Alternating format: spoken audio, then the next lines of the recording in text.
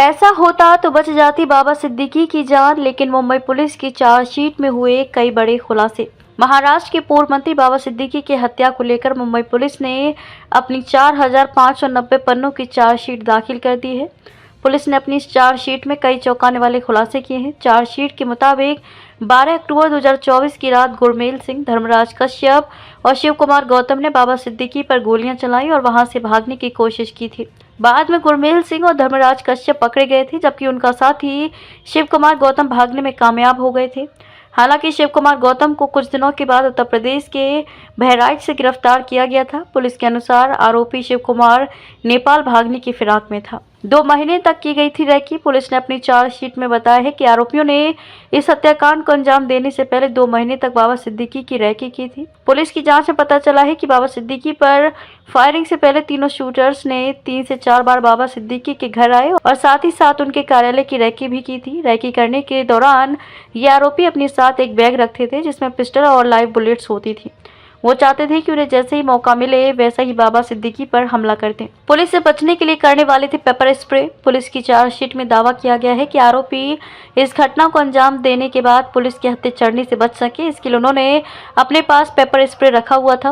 उनकी योजना थी कि अगर कोई उनको पकड़ने की कोशिश करता है तो वो उनकी आंखों में पेपर स्प्रे करके मौके से फरार होने की कोशिश करेंगे। आरोपियों ने 12 से 13 हज़ार रुपये पेपर स्प्रे पर खर्च किए थे। बाबा सिद्दीकी पर हमला करने वाले गुरमेल सिंह ने तो पुलिस पर पेपर स्प्रे का इस्तेमाल भी किया था। झारखंड में दी गई थी हथियार चलाने की ट्रेनिंग। सूत्रों के अनुसार मुंबई पुलिस की चार्जशीट में दावा किया गया है कि बाबा सिद्दीकी की हत्या से पहले आरोपियों को झारखंड ले जाकर हथियार चलाने की ट्रेनिंग दी गई थी। चार्जशीट में कहा गया है कि आरोपियों को AK-47 दिया गया था और उन्होंने इसी से निशाना लगाना सीखा था। पुलिस के अनुसार तीनों आरोपी पुणे हटिया एक्सप्रेस ट्रेन से 28 जुलाई को पुणे से निकले थे और दूसरे दिन 29 जुलाई को झारखंड के हटिया स्टेशन पहुंचे थे।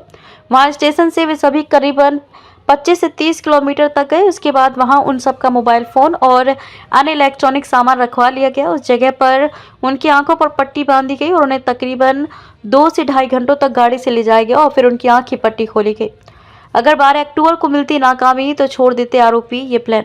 पुलिस सूत्रों के अनुसार आरोपियों से पूछताछ में इस बात का भी खुलासा हुआ है कि अगर आरोपी 12 अक्टूबर के दिन बाबा सिद्दीकी को नहीं मार पाते तो आरोपी बाबा सिद्दीकी को मारने का प्लान ही छोड़ते थे, लेकिन ऐसा हुआ नहीं। आरोपियों ने पुलिस को बताया है कि वे इतने दिनों से बाबा सिद्दीकी की रैकी करके निराश हो चुके थे।